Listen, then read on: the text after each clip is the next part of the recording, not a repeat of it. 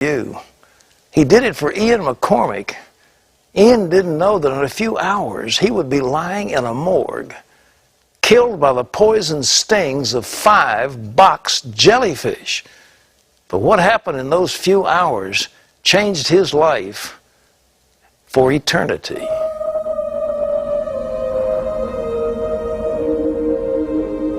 Very much a non-Christian, partying, traveling, surfing, nightclubs. So religion was something I thought old people were involved in, and I just thought it was a grandmother and old ladies.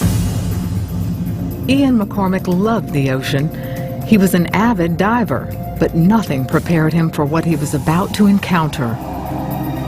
Ian was stung by 5 box jellyfish. One can kill a person in 4 minutes, and he wasn't ready to die.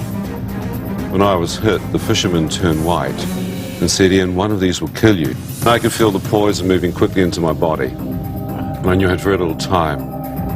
By the time they got me into the ambulance, I was completely paralyzed.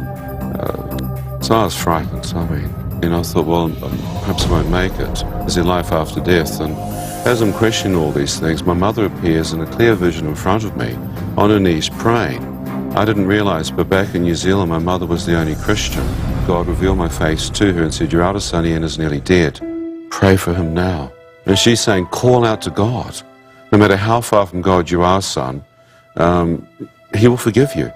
And so I asked God to forgive me and forgive others who have sinned against you. And I thought, well, I can do that. And then God showed me 2 faces of people I had difficulty forgiving.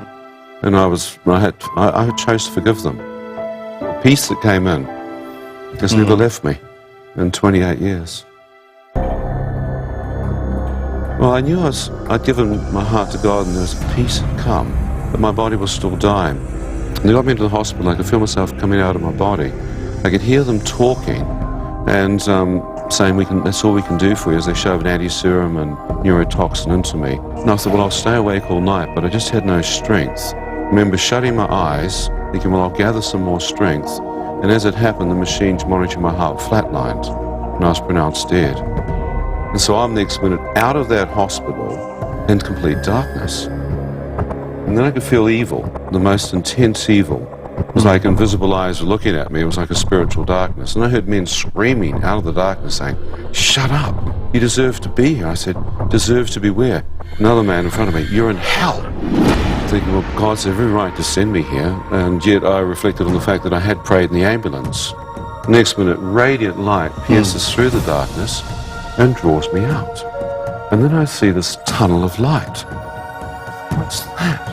I'm now drawn into this narrow tunnel. Jesus said, small is the way, narrow is the way. And I move down this tunnel of light at the speed of light. Waves of radiance come up, and saw the full radiance and glory of God. It just covered the heavens. So here I am trying to reflect on, is this real? I responded back and said, well, look, if I'm out of my body, I wish to return. He said, Ian, if you return, you must see in a new light. I said, well, are you the true light? His response to me was, Ian, God is light, and in him there is no darkness at all. 1 John 1:5. God is light. I'm thinking, well, darkness, I've just come from that.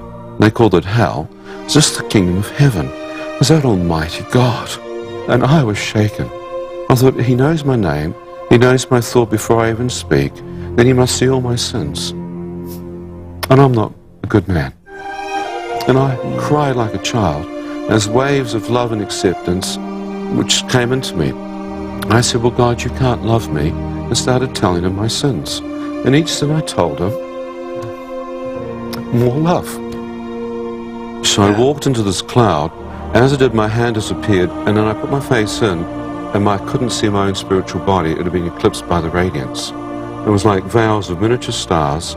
As I moved through these veils, I could feel the light that I'd stepped into, and it was now healing my heart of hearts, my broken heart. The cloud began to part, and I saw Jesus with his hands outstretched, bare feet, dazzling white robes. It's as though he had taken this cloud and clothed himself in garments of this cloud of light. And as I looked towards the face of the Lord, radiance, the source of all the light, was coming out of his face. You knew if he spoke, constellations, galaxies would come into existence.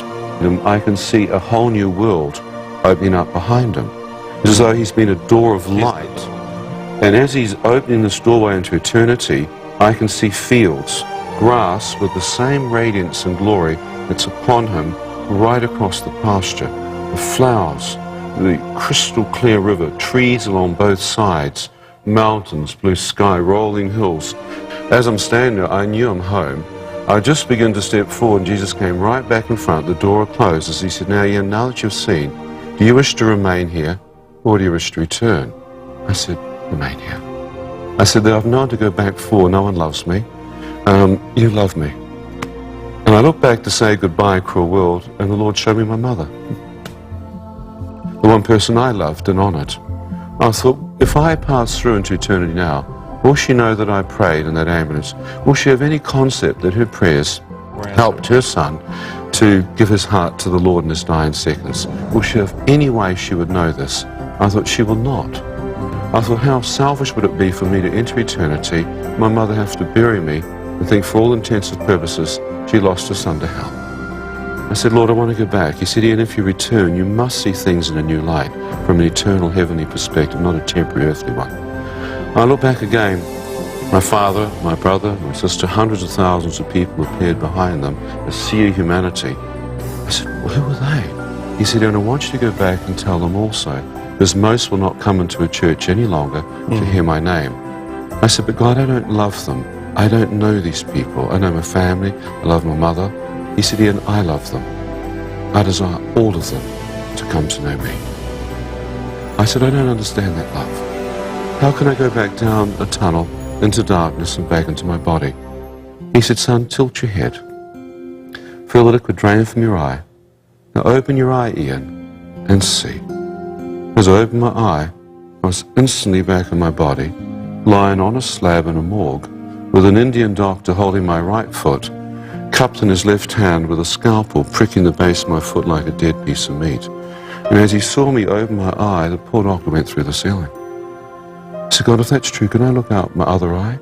As I turned my head to the left, in the doorway were nurses who'd worked on me in the A&E. They saw me terror and hit them, and they smashed into each other as they ran. I could feel nothing from my neck down. I said, God, if I've seen you, can you please heal me and enable me to walk out of the hospital and live a normal life? The power was like electricity coming from the tip of my head. Death had come in through my feet, now life was coming in, and within 3 or 4 hours I was totally healed and walked out of the hospital. And I believe in the resurrection power and the healing power. And I said, God, what's happened to me? He said, you are a reborn Christian. He said, read a Bible. I said, I don't know what a reborn Christian is. Do you have to die and come back to life or something? He said, no, read a Bible, son. I said, I don't have one. He said, your dad has. In 6 weeks, in 1982, I read the entire Bible. All my sins had been forgiven when I prayed in the ambulance. Ian came back as a witness to the resurrection power of Jesus Christ. He testifies that heaven and hell exist, and where we spend eternity depends on the decision we make now.